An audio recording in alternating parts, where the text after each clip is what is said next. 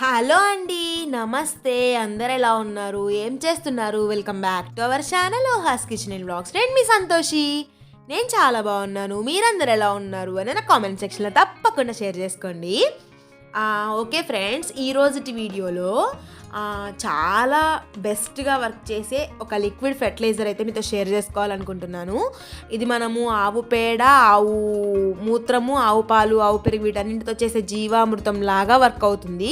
అవన్నీ ఇంట్లో లేకపోయినా ఓన్లీ ఒక్క ఆవు పిడకలు కానీ ఫ్రెష్ ఆవు పేడ కానీ ఉంటే మనం వీటిని యూజ్ చేసుకొని చాలా మంచి రిజల్ట్స్ ఇచ్చేటువంటి లిక్విడ్ ఫెర్టిలైజర్ అయితే మీతో షేర్ చేసుకోవాలనుకుంటున్నాను. చూసేద్దరు కానీ ఫస్ట్ అయితే ఒక టబ్ తీసుకున్నాను. 50 రూపీస్ టబ్ ఉంటుంది కదా, బకెట్లో అయినా చేసుకోవచ్చు. కాకపోతే నాకు టబ్ అవైలబుల్గా వెడల్పుగా ఉంటుందని చెప్పేసి తీసుకున్నాను. దీంట్లో ఒక 2 ఆవు పిడకలు, ఫ్రెష్ ఆవు పేడ దొరికితే అది ఒక 2 గుప్పెళ్ళంతా యాడ్ చేసుకోవచ్చు. నాకు ఫ్రెష్ ఆవు పేడ లేక నేను ఆల్రెడీ పిడకలు అప్పుడప్పుడు యూజ్ చేస్తూ ఉంటాను, అందుకే పిడకలను యూజ్ చేస్తున్నాను అనమాట. 2 పిడకలను తుంచేసి వేసుకొని దాంట్లో ఒక 1 లీటర్ 3 రోజులు ఆల్రెడీ ఫెర్మెంట్ అయిన రైస్ వాటర్ని యాడ్ చేసుకున్నాను. ఇంకా కందిపప్పు కానీ ఇంకేమైనా మనం పప్పు ఉడికించుకోవడానికి ఉడకబెట్టుకున్న వాటర్, ఉడికించుకున్న తర్వాత కాదు, మనం కడుగుతున్నప్పుడు వచ్చినటువంటి వాటర్ 1 లీటర్ అనమాట. ఇంకా మనము ఇడ్లీ పిండి కోసం ఇడ్లీ పప్పు, మినపప్పు నానబెట్టుకుంటాం కదా, అది కానీ అది కూడా ఒక 1 లీటర్ అనమాట. నేను కందిపప్పు వాటర్ తీసుకున్నాను, మినపప్పు వాటర్ తీసుకున్నాను. ఈ 2 లీటర్ యాడ్ చేసుకున్నాను. ఇంకా దీంట్లోనే ఆల్రెడీ నా దగ్గర ఫర్మెంట్ అయినటువంటి ఇడ్లీ పిండి తొలిచిన నీళ్ళు ఉన్నాయన్నమాట. అంటే ఇడ్లీ కొంచెం పిండి మిగిలిపోతే దాంట్లో వాటర్ పోసుకొని ఒక 3 డేస్ ఫర్మెంట్ చేసిన వాటర్ కూడా యాడ్ చేశాను, ఒక 2 లీటర్స్ వరకు. ఇప్పుడు బ్లూ కలర్ బాటిల్ వచ్చేసి పులిసిన మజ్జిగ ఎంత బాగా వర్క్ అవుతుందంటే, ఇది పూత దశలో పూత రాలిపోకుండా యూజ్ అవుతుంది. ఇంకా పూతని ఎంకరేజ్ చేయడానికి, ఫీమేల్ ఫ్లవర్స్ అనేది బాగా అభివృద్ధి రావడానికి చాలా బాగా యూజ్ అవుతుంది అనమాట ఈ పుల్లటి మజ్జిగ. మనం ఇంట్లో ఎప్పుడైనా సరే కొంచెం మిగిలిపోతే అలా పక్క కట్టే పెట్టేసి ఉంచామంటే మనకి ఇలా యూజ్ అవుతుంది. ఇంకా దీన్ని కూడా ఒక 1/2 లీటర్ అంతా యాడ్ చేసుకొని శుభ్రంగా సూపర్గా మంచిగా మిక్స్ అయ్యేటట్టు కలిపేసుకోవాలి. ఇంకా దాంట్లోనే ఒక అరటిపండు, బాగా మాగిన అరటిపండు యాడ్ చేసుకొని పిసికేసి కలిపేసాను అన్నమాట. ఇంకా దీంట్లో డబల్ ఇత్తనాలు అంటారు కదా, ద్విదళ బీజాలు అంటాం కదా, అంటే పగలగొడితే 2 లాగా విడిపోయే ఏదైనా సరే జాతికి చెందిన, అంటే చిక్కుడు జాతికి చెందిన ఏవైనా కానీ పొడి, నేనైతే శనగపిండి యాడ్ చేస్తున్నాను.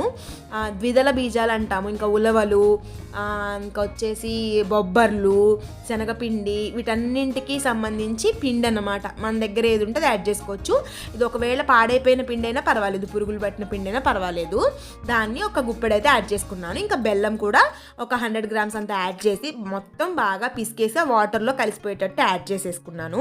ఇంకా వచ్చేసి ఒక పెద్ద గుప్పెడంతా వర్మీ కంపోస్ట్ కానీ, కిచెన్ వేస్ట్ కంపోస్ట్ కానీ, ఏది ఉంటే కౌడంగ్ మాన్యూర్ కానీ ఏదైనా ఒక మాన్యూర్ యాడ్ చేసుకొని మంచిగా కలిపేసుకోవాలి. నేనైతే వర్మీ కంపోస్ట్ నా దగ్గర ఉంటే దాన్ని ఒక గుప్పెడు యాడ్ చేసుకొని మంచిగా కలిపేసుకున్నాను.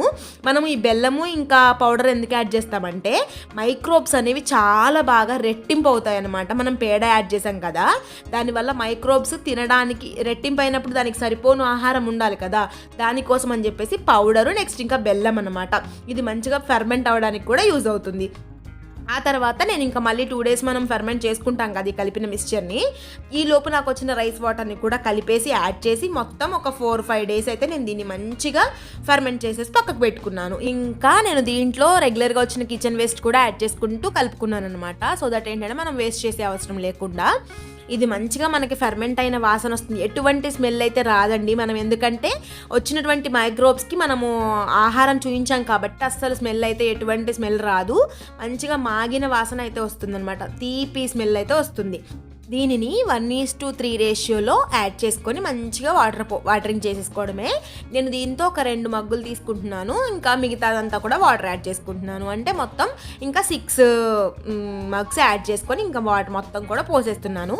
ఇది ఎస్పెషల్లీ కూరగాయల మొక్కలకి, క్రీపర్స్ ఉంటాయి కదా, మన తీగజాతి మొక్కలు ఏవైనా కానీ చాలా బాగా ఫ్రూటింగ్, ఫ్లవరింగ్ అయితే వస్తుందండి. మంచిగా ఫీమేల్ ఫ్లవర్స్ కూడా ఎంకరేజ్ అవుతాయి.